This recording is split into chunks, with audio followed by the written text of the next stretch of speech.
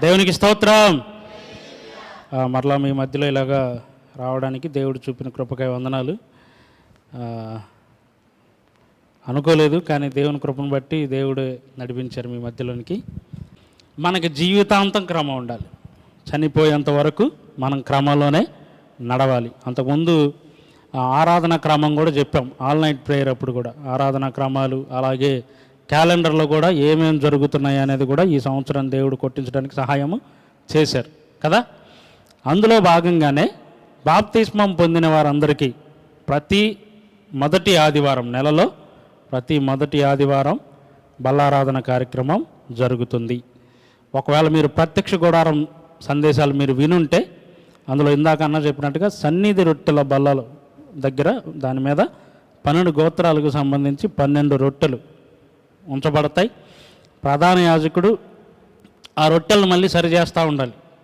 ఇప్పుడు ఒకటి పైన ఉందనుకోండి, మళ్ళీ దాన్ని తీసి వరుసల క్రమాలు మారుస్తూ ఉంటాడు. ఎందుకంటే ఫ్రెష్గా ఉండటం కోసం. ఒకటి ఏదైనా కిందకి వెళ్ళిపోయి ఇది సరిగ్గా గాలి సరిగ్గా ఆడక కుళ్ళిపోద్దామని చెప్పేసి పులియని రొట్టెల పండుగ పొలవకూడదు అనమాట. దానికి ప్రాముఖ్యత పొలవకూడదు. కాబట్టి దానికి పాత నిబంధన క్రమం అయితే, దాంట్లో క్రొత్త నిబంధనలో యేసుక్రీస్తు ప్రభువారు కొన్ని మాటలు చెప్పారు. అదొకసారి చూద్దాం. యోహాను సువార్త 6వ అధ్యాయము 41వ వచనం. అక్కడ నుంచి నేను చదువుతున్నాను. కాబట్టి నేను పరలోకము నుండి దిగి వచ్చిన ఆహారమని ఆయన చెప్పినందున యూదులు ఆయనను గూర్చి సనుగుకొనుచు, ఈయన యోసేపు కుమారుడైన యేసు కాడా? ఈయన తల్లిదండ్రులను మనం ఎరుగుదుం కదా. నేను పరలోకము నుండి దిగి వచ్చి ఉన్నానని ఈయన ఎలాగో చెప్పుచున్నాడని. అందుకు యేసు, మీలో మీరు సనుగుకొనకుడి, నన్ను పంపిన తండ్రి వారిని ఆకర్షించితేనే గాని ఎవడునూ నా యొద్దకు రాలేడు. అంత్యదినమున నేను వానిని లేపుదును. వారందరూ దేవుని చేత బోధించబడుదురు అని ప్రవక్తల లేఖనములో చెప్పబడినట్టుగా నా యొద్దకు తండ్రి వలన విని నేర్చుకున్న ప్రతివాడును నా యొద్దకు వచ్చును. దేవుని యొద్ద నుండి వచ్చినవాడు తప్ప మరి ఎవడును తండ్రిని చూచి ఉండలేదు. ఈయనే తండ్రిని చూచి ఉన్నవాడు.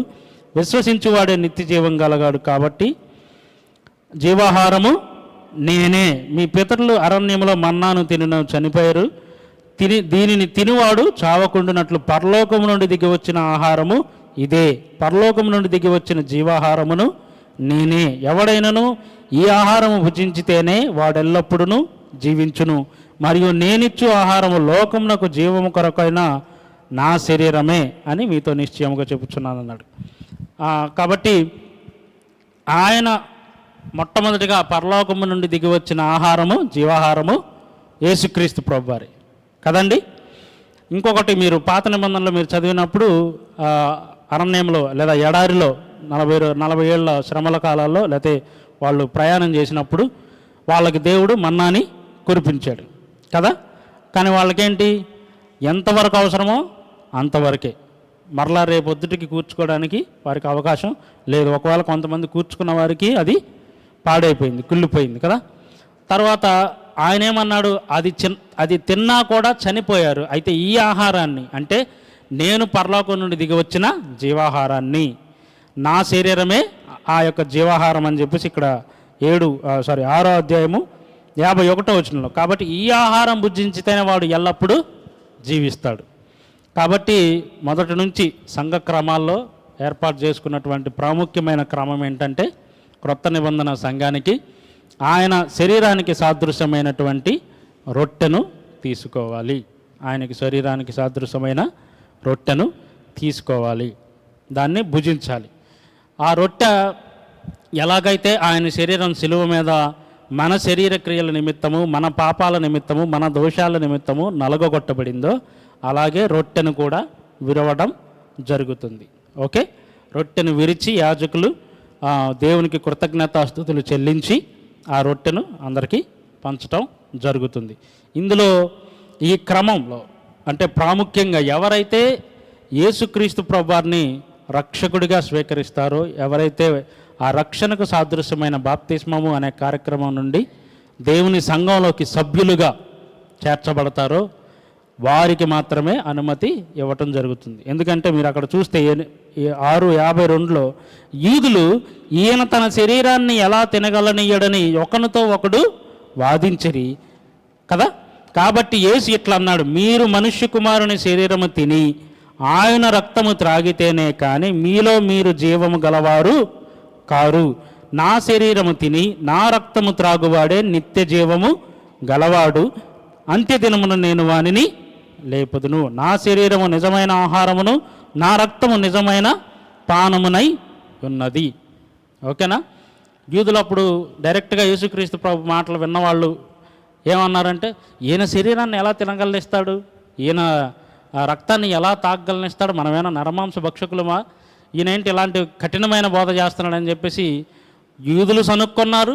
అలాగే కొంతమంది అప్పటి వరకు యేసుక్రీస్తుని వెంబడిస్తున్నటువంటి విశ్వాసులు కూడా కొంతమంది వెనక్కి వెళ్ళిపోయారంట. మీరు అక్కడ 6వ అధ్యాయంలోనే 66వ వచనం నుంచి ఒకసారి చూస్తే, అప్పటి నుండి ఆయన శిష్యులలో అనేకులు వెనక్కి తీసి మరి ఎన్నడూనూ ఆయనను వెంబడింపలేదు. అంటే అంతకుముందు చాలామంది ఆయన్ని వెంబడిస్తున్నారు. దేనికోసం? ఆయన ఈ 5 రొట్టెలు 2 చేపల్ని 5,000 మంది పంచిపెట్టాడంట. తర్వాత 3,000 మందికి పంచిపెట్టాడంట. అంటే 12 గంపలు రొట్టెలు వస్తున్నాయి అంటే ఈయన దగ్గర. అంటే ఇంక మనకి ఎవరైనా ఫ్రీగా ఇస్తున్నారంటే మనం ఎందుకు వదులుతాం? వెంబడిస్తూ ఉన్నారనమాట యేసుక్రీస్తుని కూడా. అందుకని ఒకసారి ఆయన అన్నాడు డైరెక్ట్గానే, మీరు నా కోసం రావట్లా, నా మాటల కోసం రావట్లా, మీరు వచ్చేది ఆ రొట్టెల కోసం వస్తున్నారు. ఇప్పుడు అలాగే అందుకనే మన వాళ్ళు కూడా ఏ మీటింగ్లు పెట్టినా ఏది చేసినా భోజనం కంపల్సరీ అయిపోతుంది. అది రాజకీయ మీటింగ్ అవ్వచ్చు, ఆత్మీయ సభలు అవ్వచ్చు, మరి ఇంకేదైనా అవ్వచ్చు. వాళ్ళేమో వచ్చినందుకు ఏదో ఒకటి ఇవ్వాలి కదా అంటారు, మన వాళ్ళేమో ప్రేమ విందని ఒక అద్భుతమైన పదం పెట్టామన్నమాట. ఓకేనా? కానీ మనం గుర్తుపెట్టుకోవాల్సిన విషయం ఏంటంటే, ప్రాముఖ్యంగా మనం దేనికి వెళ్ళాలి? ఆత్మీయ సభలకు దేనికి వెళ్ళాలండి? దేవుని వాక్యాన్ని వినటానికి వెళ్ళాలి. అదే వేరే మీటింగ్ అనుకోండి, అది మీకు నచ్చితే వెళ్ళాలి. ఆ తర్వాత అన్నం పెడతాడా ఇంకొకటి పెడతాడా అదనేది తర్వాత సంగతి. అది మనకి ప్రాముఖ్యత కాదు. ఇంకా ప్రాముఖ్యంగా దేవుని మాటల విషయాలకు వచ్చేసరికి దేవుని మాటలు వినటానికి, దేవుని సన్నిధిలో ఉండటానికే మనం ఆలోచించాలి తప్ప అక్కడ మనకి అది పెడతారు, లేకపోతే బిర్యానీ పెట్టే సంఘానికే వెళ్దాం, వెజ్ పెట్టే వాళ్ళ దగ్గరికి వెళ్ళొద్దు, ఇట్లాంటివి పెట్టుకోవడానికి కాదు. అది కేవలము ఆ సంఘాన్ని బట్టి, ఆ సంఘాన్ని ప్రేమించి విశ్వాసులలో ఎవరో ఒకళ్ళు ప్రేరేపించి వాళ్ళు ఇచ్చేదాన్ని బట్టో, లేకపోతే సంఘ నాయకులే మన దగ్గరికి వస్తున్నారు కాబట్టి మనం పెట్టాలి అనేటటువంటి ప్రేమతో పెట్టేదే కాబట్టి అది బలవంతంగా కాదు. అందుకనే యేసుక్రీస్తు ప్రభువారు కూడా ఏం చెప్పాడంటే, విశ్రాంతి దినము మనుష్యుల కోసం ఏర్పరచబడింది కానీ మనుష్యులు విశ్రాంతి దినం కోసం ఏర్పరచబడాలి. మీకు మళ్ళీ అర్థం కాదు, మళ్ళీ చెప్తా. విశ్రాంతి దినము మనుష్యుల కోసం ఏర్పరచబడింది. అంటే దేవుడు ఎలాగైతే సృష్టికర్తగా ఉండి 6 రోజులు సృష్టి చేసి 7వ రోజున విశ్రాంతి తీసుకున్నాడు కాబట్టి మీరు కూడా అట్లాగే 6 రోజులు పని చేయండి, 7వ రోజున విశ్రాంతి తీసుకోమన్నాడు. ఇప్పుడు మీరు విశ్రాంతి ఎందుకు తీసుకోవాలి? క్వశ్చన్ రివర్స్లో అడిగితే, 6 రోజులు పని చేశారు కాబట్టి రెస్ట్ తీసుకోవాలి. ఆదివారం మనకు వచ్చేసరికి ఆదివారం, యూదులకు వచ్చేసరికి శనివారం కదా. ఇప్పుడు మనం రివర్స్లో వెళ్తున్నాం. 6 రోజులు పని చేయట్లేదు, సరిగ్గా చేయట్లేదు కాబట్టి 7వ రోజు కూడా ఎందుకు రెస్ట్ అవసరమా? ఈరోజు కూడా ఏదో ఒకటి చేద్దాం, ఈరోజు కూడా మనకి ఇంకా పంట పోయిద్దేమో, లేకపోతే ఇంకో పని పోయిద్దేమో, ఈరోజు కూలీ పోయిద్ది కదా, లేకపోతే ఆదివారం మధ్యాహ్నం 12 గంటల 1 గంట దాకా పెడితే బాగుండు కదా, పాస్టర్ గారు తొందరగా మిగిచ్చేస్తే మధ్యాహ్నం నుంచి అన్నం తిని మేము పోతాం కదా పనికి. ఈ టైపు కూడా తయారయ్యారు. ఇంకా కొంతమంది అయితే అసలు ఎగ్గొట్టేసి పనులకు వెళ్ళే వాళ్ళు కూడా ఉన్నారు. లేరా? ఉన్నారు. ఎందుకని? వాళ్ళు ఏం ఆలోచిస్తున్నారు? ప్రాముఖ్యంగా ఈ లోకానుసారంగా ఆలోచిస్తున్నారు కాబట్టి మనం అట్లాంటి క్రమం చేయకూడదు. మనకిచ్చిన దేవుడిచ్చిన క్రమం ఏంటంటే మన కోసం విశ్రాంతిని పెట్టాడు. అర్థమవుతుందండి? మనకు అలా తయారైందనమాట. అలాగే విశ్రాంతి దినాన్ని దేవుడు మన కోసం ఏర్పరిచాడు, పండుగలను దేవుడు మన కోసం ఏర్పరిచాడు. మన దైనందిన జీవితంలో కొంచెం విశ్రాంతి పొందడానికి, కొంత కుటుంబ సభ్యులతో ఆనందంగా గడపడానికి పండగలను దేవుడు ఇచ్చాడు. అర్థమవుతుందా?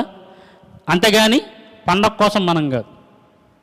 పండగ కోసం మనం అంటే ఎగ్జాంపుల్ ఏంటంటే, పండగ వస్తుంది బట్టలు కొనాలి, పండగ వస్తుంది డబ్బులు కావాలి, పండగ వస్తుంది పిల్లలకి బట్టలు తీయాలి, పండగ వస్తుంది పిండి వంటలు చేయాలి, పండగలు వస్తున్నాయి ఇంకొకటి చుట్టాలను పిలిపించాలి. మనకు తాహత ఉండదు, మనకు అంత ఆర్థిక స్థితి ఉండకపోవచ్చు, అందరికీ ఉండాలని రూల్ ఏం లేదు. ఉంటే చేసుకోండి, దేవునికి స్తోత్రం. ఇప్పుడు మన ఆయన ఎంతండి 1000 కోట్ల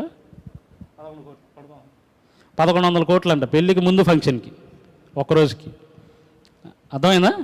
అంతుంటే మీరు కూడా చేసుకోండి, దేవునికి స్తోత్రం. మేమేం ఆటంకం పెట్టాం. లేనప్పుడు అనవసరమైన అప్పులు చేయకూడదు కదా, దాని తర్వాత మనమే కట్టుకోవాలి. ఈఎంఐలు అవి ఇవి పెట్టుకొని మనమే ఇబ్బందులు పడాలి.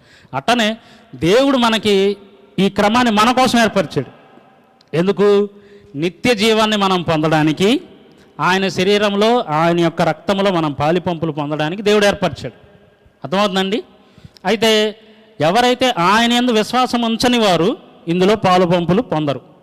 విశ్వాసం ఉంచరు అని మనం ఎలా తెలుసుకుంటాము అని అంటే, సంఘం ఏర్పరిచిన క్రమం ఏంటంటే, మొదటి నుంచి ఎవరైతే ఆయన్ని సొంత రక్షకునిగా అంగీకరించరో దానికి సాదృశ్యమైన బాప్తిస్మాన్ని తీసుకోరో వారిని ఇందులో నుంచి వేరు చేయటం జరిగింది. అంతే తప్ప వాళ్ళని ఏదో తక్కువ చేయటం కాదు.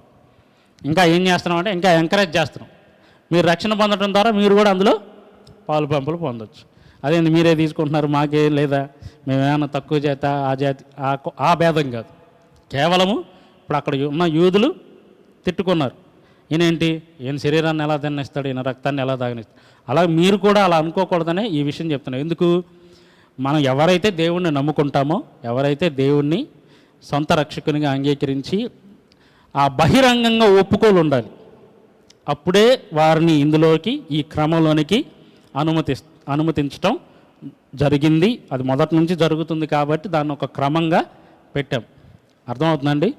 కాబట్టి ఎవరైతే రక్షణ పొందుకొని బాప్తిస్మం అనే కార్యక్రమం ద్వారా సంఘంలో సభ్యులుగా చేరతారో వారే ఈ యొక్క క్రమంలో పాలుపంపులు పొందడానికి అర్హులుగా నియమించబడతారు. నంబర్ 1. నంబర్ 2, ఆత్మీయంగా అర్హత. ఇది ఎలాగండి అని అంటే, ఆ రక్షణ పొందిన ఆ యొక్క బాప్తిస్మం పొందిన వారందరూ కూడా అనునిత్యము తన రక్షణని కొనసాగించుకోవాలి, రక్షణ యందు అభివృద్ధి పొందాలి. అర్థమవుతుందండి? అభివృద్ధి పొందుతూ ఉండాలి. పొందాలి అంటే ఫుల్ స్టాప్ అనుకుంటారు, పొందుతూ ఉండాలి. రక్షణలో రోజు ఎదుగుతూ ఉండాలి, కొత్తగా కొన్ని విషయాలు నేర్చుకోవాలి. ఓకేనండి? అలాగే మీకు ప్రతిసారి ఇది సంఘ క్రమంలో ఇక్కడ మనకి ప్రతి మొదటి ఆదివారం కాబట్టి నెలలో ఆ మొదటి ఆదివారం వచ్చే సంగతి మీకు ఆ రోజే తెలుసుద్దా? కాదు కదా. మనకి 30 రోజుల్లో ఇంకా చివరి నెల ఇప్పుడు మనం కానీ కొంతమందికి 1వ తారీఖు జీతం పడింది, లేకపోతే 5-6 తారీఖులో జీతం పడిద్ది. మనకు తెలుసుగా, ఎదురు చూస్తూ ఉంటాం ఎప్పుడెప్పుడు పడిద్దా అని. అలాగే మనకి కూడా 1వ తారీఖు లేదా 1వ ఆదివారం ఎప్పుడు వస్తుంది అనేటటువంటి ఆశతో ఎదురు చూడాలి. అదే రీతిగా మనల్ని మనము సరి చేసుకుంటూ ఉండాలి. మరి అలా బాప్తిస్మం తీసుకోగానే, రక్షణ అనేటటువంటి కార్యక్రమాన్ని పొందుకోగానే మనం పడమా అంటే పడే ఛాన్స్ ఉంటుంది. ఇంకా కొత్తగా నేర్చుకుంటున్న వాళ్ళకి ఇంకా ఎక్కువ శోధనలు కలుగుతాయి. అయితే ఏం చేయాలి? దేవుణ్ణి వాటిని అన్నింటి నుంచి తప్పించాలని మనము సహాయం కోసం ప్రార్థించాలి. అదే రీతిగా పడిపోయిన వారు లేదా పడిపోతున్న ఆ యొక్క కాలు జారిపోతుంది అనేటటువంటి ఆ యొక్క సందేహంలో ఉన్నవారు వెంటనే ఏం చేయాలి? దాని నుంచి బయటికి రావడానికి ప్రయత్నించాలి. మన వల్ల కాకపోతుంటే దేవుడి సహాయం అడగాలి, దైవ సేవకుల సహాయము కోరాలి. ఓకేనా? అందుకనే దేవుడు ఏర్పాటు చేసింది కదా, దైవ సేవకులు కూడా మీ నిమిత్తం ప్రార్థన చేస్తారు కాబట్టి మీరు కూడా అలాగా ఉండాలి. అయితే ఒకటి ఇక్కడ చిన్న ఎగ్జాంపుల్, నేను స్టార్టింగ్లో నాకు ఒక బ్రదర్ అన్న చెప్పారు కాబట్టి నేను మీకు కూడా చెప్తున్నాను. పంది బురదలో సంతోషంగా దొరుకుతుంది, పిల్లి ఎప్పుడైనా చూసారా? సడన్గా పిల్లి ఏదైనా బురదలోనో గుంతలోనో పడింది అనుకోండి, ఏం చేసేది? బయటకు వచ్చి మొత్తం టక ఇదిలించుకొని అది నీట్గా అయితేనే బయటకు వెళ్ళింది. ఇప్పుడు మనం పందా పిల్ల మీరే పోల్చుకోండి, నాకు సంబంధం లేదు, నేను అనట్లేదు మిమ్మల్ని, మీరే మిమ్మల్ని పరీక్షించుకోండి. పడినప్పుడు లేదా పాపములో పడబోతున్నాం అనేటప్పుడు మన రియాక్షన్ ఎలా ఉంటుంది? ఇప్పుడు ఫర్ ఎగ్జాంపుల్ ఏదైనా అగ్ని ఉందండి, ఒక చిన్న మంట, అది పట్టుకోబోతుంటే కాలుతుంది కదా అని మనం ఎట్లానే ఉంచుతాము చెయ్యి, ఏం చేస్తాం? ఇమ్మీడియట్గా తీస్తాం. ఇంకా కొంతమంది అయితే అసలు ఆ సెగ తగలగానే వమ్మ కాలిపోతుంది. అలాగుండాలి దేని విషయంలో? పాపం విషయంలో. మన వాళ్ళు ఎలాగుంటారంటే వాక్యం విషయంలో అలాగుంటారు. వామ్మో వీళ్ళు ఎక్కువ చెప్పేస్తున్నారు, వీళ్ళు అసలు మా మైండ్ తినేస్తున్నారు, మాకు ఎక్కువైపోతుంది, మాకు ఉన్నదానికంటే వీళ్ళు ఎక్కువ చెప్పేస్తున్నారు, అలా అయిపోతుంది అనమాట. మనం రివర్స్లో చేస్తున్నాం అన్నీ. ఓకేనా? కాబట్టి ఎవరైతే మనము ఈ యొక్క క్రమంలో పాలు పంపులు పొందాలో వాళ్ళు ఏం చేయాలంటే, మొదటి కొరింథీయులకు రాసిన పత్రిక 11వ అధ్యాయంలో దేవుడు పౌలు గారి ద్వారా చెప్పినట్టుగా ఒకసారి చూద్దాం. 23 నుంచి నేను చదువుతున్నాను.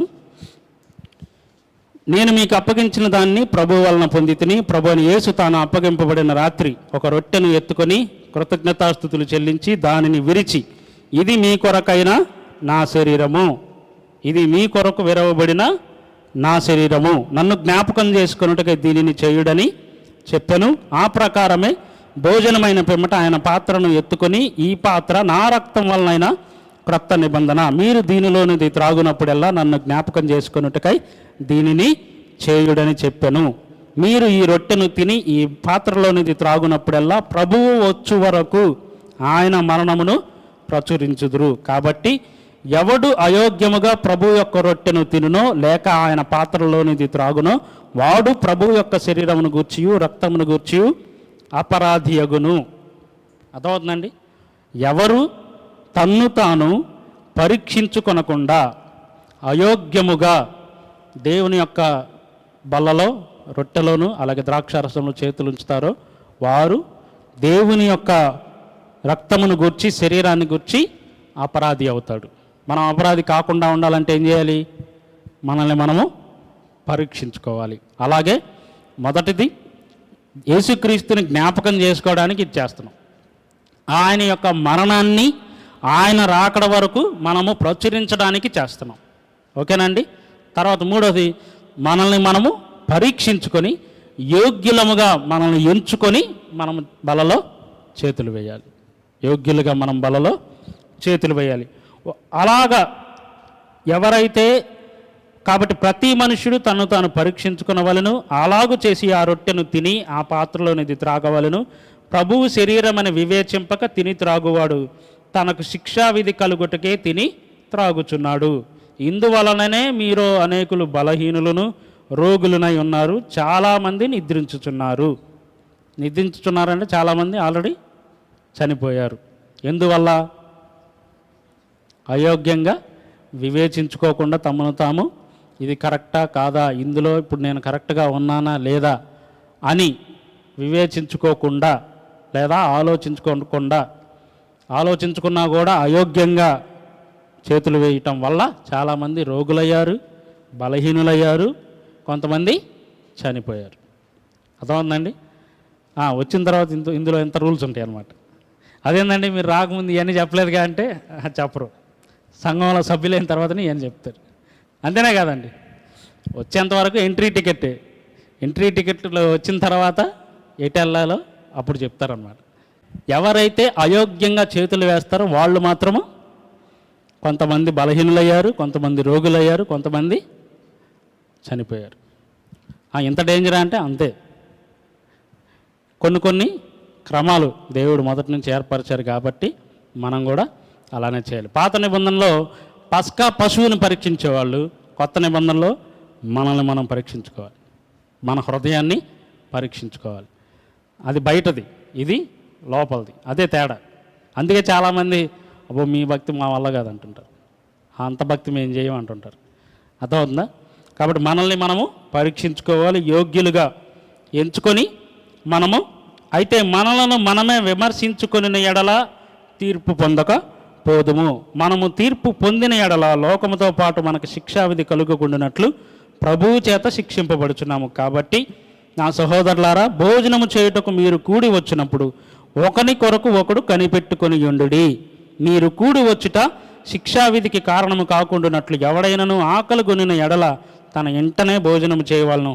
నేను వచ్చినప్పుడు మిగతా సంగతులను క్రమపరుస్తాను. ఎందుకంటే ఇక్కడ కొరింథీ సంఘం వాళ్ళు ఏం చేశారంటే బల్లారాధన దొరికిందే ఛాన్స్ అని చెప్పేసి ఆ రొట్టెలు ఎన్నుంటే అని మనకు కావాల్సినవి తినటం, ఆ ద్రాక్షారసం కూడా గ్లాసులు తాగేయడం, చివరికి నెక్స్ట్ వచ్చే వాళ్ళకి మిగిల్చట్లేదంట.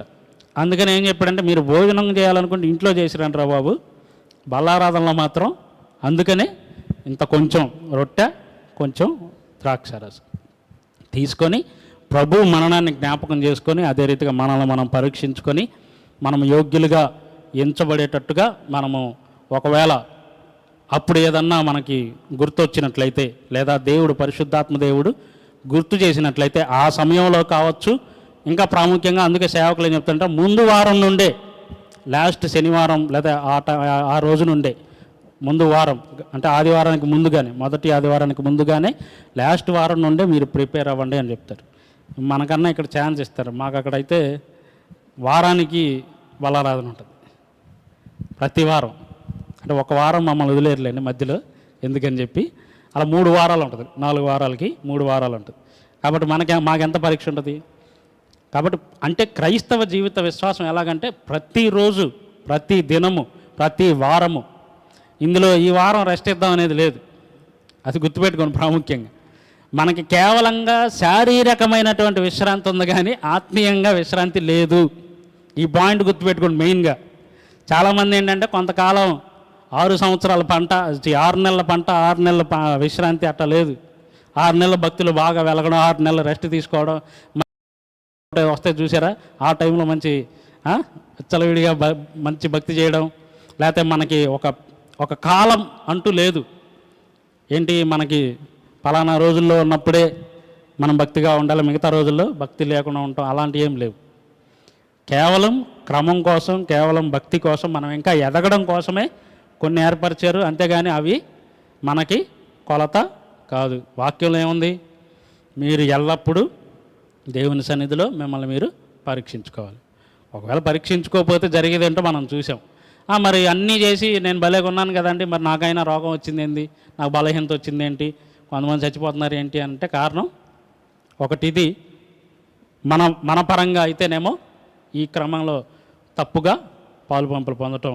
ఇంకొకటి దేవుని చిత్తం, దేవుడు ఎప్పుడు తీసుకెళ్తాడో కొంతమందికి గురించి తెలియదు. కాబట్టి అన్ని పాపాల గురించి అని అయితే చెప్పను, కానీ కొన్ని మాత్రం మన పాపాల వల్లనే జరుగుతాయి, కొన్ని మాత్రం దేవుని చిత్తానుసారంగా ఆయన సమయంలో ఆయన తీసుకెళ్తాడు. కానీ మనం ఏం చేయాలంటే ఆయన మనం మార్చలేం, అది దేవుని చిత్తం అల్టిమేట్. ఆయన ఎప్పుడు తీసుకెళ్తాడో ఏంటి అనేది ఆయన ఇష్టం. కానీ మన చేతిలో ఉన్నదేంటి, అది అంతేనా కదా.